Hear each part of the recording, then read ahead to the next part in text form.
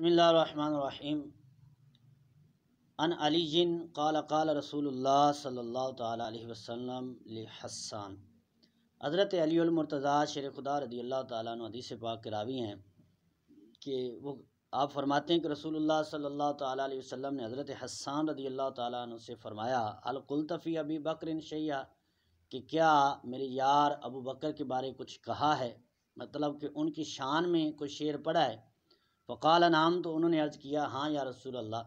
تو فقال قل وانا استمع، تو سرکار علیہ السلام نے ارشاد فرمایا پھر ان کی شان پڑھ، ان کی شان میں شعر کہہ، میں سن رہا ہوں۔ فقال،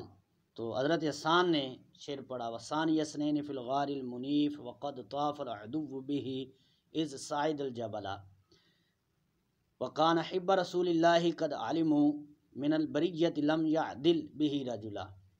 حضرت حسان کہتے ہیں کہ وثانی اثنین فی الغار المنیف، جب وہ بلند غار میں چڑھ رہے تھے تو حضور کے ثانی حضرت صدیق اکبر تھے۔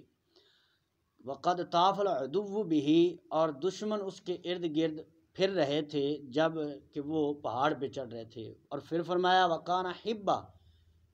رسول اللہ، اور حضرت صدیق اکبر کی شان یہ ہے کہ وہ رسول اللہ کے محبوب ہیں، رسول اللہ ان سے پیار کرتے ہیں۔ اور قد عالم من البریہ، یہ ساری مخلوق جانتی ہے، تمام لوگ جانتے ہیں کہ لم یعدل به رجلا، کہ حضور علیہ السلام کے نزدیک حضرت صدیق اکبر کے برابر کوئی بندہ نہیں ہے، یعنی جو حضور علیہ السلام کی بارگاہ میں حضرت صدیق اکبر کا مقام ہے وہ مقام کسی اور کو نہیں ملا حضور علیہ السلام کی بارگاہ میں۔ یہ شعر حضرت حسان حضور کی بارگاہ میں پڑھتے ہیں اور حضور کی فرمائش پر پڑھتے ہیں علیہ السلام۔ اب جب یہ شعر پڑھا صدیق اکبر کی شان میں تو فضاحکہ صلی اللہ علیہ وسلم حتیٰ بدت نواجذہ، تو سرکار اپنے یار صدیق اکبر کی شان سن کر مسکرائے،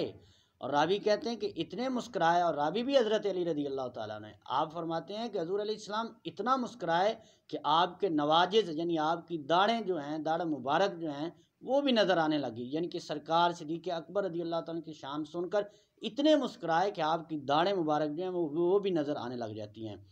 اور وہ سن کر کیا فرمایا صدقت یا حسان ہوا کما قلتا، اے حسان